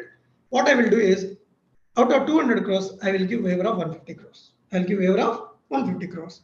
Remaining 50 crores we pay. Now let us see. This 150 crores, according to the old provisions, it is not taxed under 28.4 because loan waiver, the company got a benefit, remember, The company got a benefit. Whether it is in losses or profits, I am not concerned. As an academic, from an academic perspective, I am telling the company got a benefit in the form of waiver of interest or waiver of principal amount. Now 28.4, the old 28.4 doesn't cater to this one because it is not a benefit in kind. Then they are going to 41.1. Under 41.1 also the same logic they will apply. There is no remission of a trading liability. Sir, I have taken for a capital purpose, 41.1 cannot be pressed into service. They are talking about 56.210 also not applicable for us, because it is not a consideration. There is a consideration. What is that consideration? The waiver is given subject to the fulfillment of so many conditions. So that 150 crores waiver is granted subject to conditions. That conditions itself is consideration. I am arguing that this is not at all taxable under any of these provisions. Now they amended 28.4. They said that nothing doing where the business associate or professional associate, it means whoever is having business or professional income has derived any benefit in the form of cash or in kind, that will be taxable under business 28. So that is the amendment which they introduced. So charitable trusts and institutions are not yet gone through. Perquisited benefits, interest-free loans which are among the companies. Yes. Whether they are holding subsidiary, irrespective of Companies Act compliance and all those things, or the rate of interest is not at the SBI approved rate or whatever benchmarking rate. I think this is going to open up Pandora box, and then even the guarantees given. I think these are all big issues. Sir, so far as guarantees are concerned, I doubt this one, invocation of 28.4. But as you rightly told, in the case of group companies where they are giving concessional loans, then in the hands of the recipient, it is going to be a big challenge. So the assessing officer may always take a contrary stand saying that, no, sir, the SBI rate is 10%. You are given to your subsidiary only 5%. This remaining 5% is a benefit to the subsidiary. Why can't I tax it? Okay, yes. This will open up new challenges. Charitable trust, I have not gone through, you have to excuse me. Set up and withholding of refunds, there is an overlap of provisions. They simplified. It means what they have done is they have reworded the provisions, but the essence is whenever there is a tax demand due from the assessee, against the demand, refund can be adjusted. That they are following, but two different sections have two different wordings, because of which there is an overlap. Now what they have done is the overlapping words they removed. Last three amendments are there. They removed the redundant provisions. Section 88, 1023 BB of various sections are there. They are no longer applicable. That's why they removed. Then no fresh prosecution will be launched on the liquidator on after 1st April 2023. Now the liquidator, once he is appointed because of IBC provisions or whatever, then he has to give an intimation to the assessing officer saying that I have been appointed. Then the assessing officer will give him a list of income tax dues. Don't part with the assets till I give the list. But under IBC overrides, that is different story. But I am talking about only income tax perspective. The liquidator has to intimate to the assessing officer. Where he is not informed, then he is liable. Not only is liable, he is criminally liable. Prosecution is taken. That's why what they have done is, see, he is only operating under different guidelines and operating under some other law. So that's why they provided that criminal prosecution won't be there on the liquidator, even if he has not informed. If he has not informed, I will leave him some penalty, that is all. But I don't want to launch a criminal prosecution. Okay, this is all. I thank once again Premnath sir and Vijay Srinivas sir who made these arrangements. And I thank all the attendees who have benefited, and Sravan and my student Raghu for providing active support in this session. I thank all of you. What I think is, can we share the Zoom link? Can you share the Zoom link, and if participants are interested to come on live and ask questions? Up to now, the time is 8:11 or 8:10. For next 5 minutes, if someone is interested, I put the link on the YouTube chart, and then if someone is interested, then we can join. I think Vijay Srinivas sir will help us in admitting them. Sir, if any questions are there, you can ask. I am now stopping the screen share.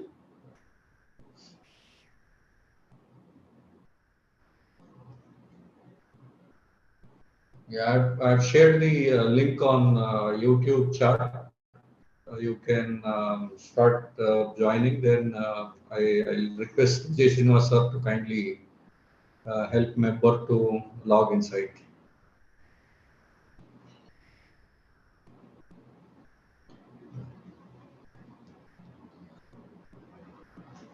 Meanwhile, there are some questions on what happens to the excess amount in the business trust, whether it is capital gains or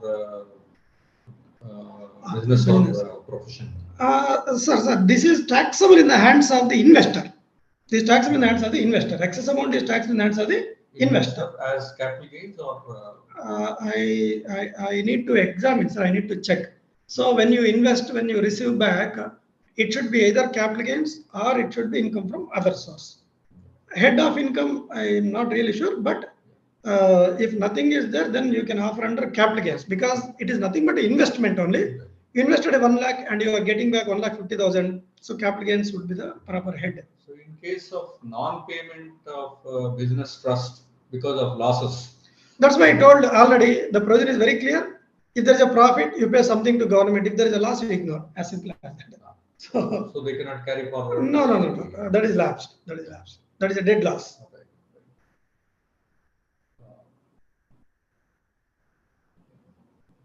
TDS on OTS by banks. Will this be? Because I don't think that this provision is hit by any of the TDS provisions. No, TDS. No, it is not hit. It is not. Okay. I think we have shared, but no one is interested in coming forward because there might not be having any doubts where the way in which RP sir has explained. I don't think there is any doubt to discuss. Yes, really, there are too many amendments having wide impact. We need to really discuss. Members need to discuss this word by word.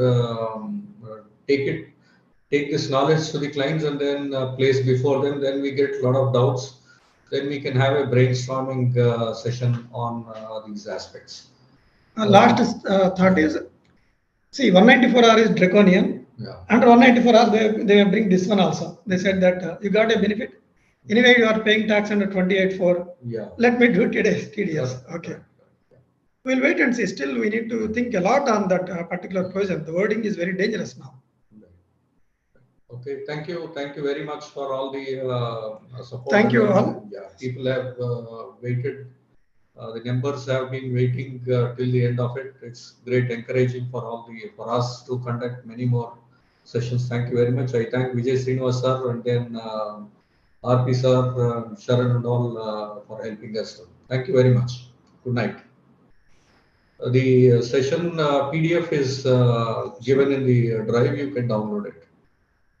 Thank you.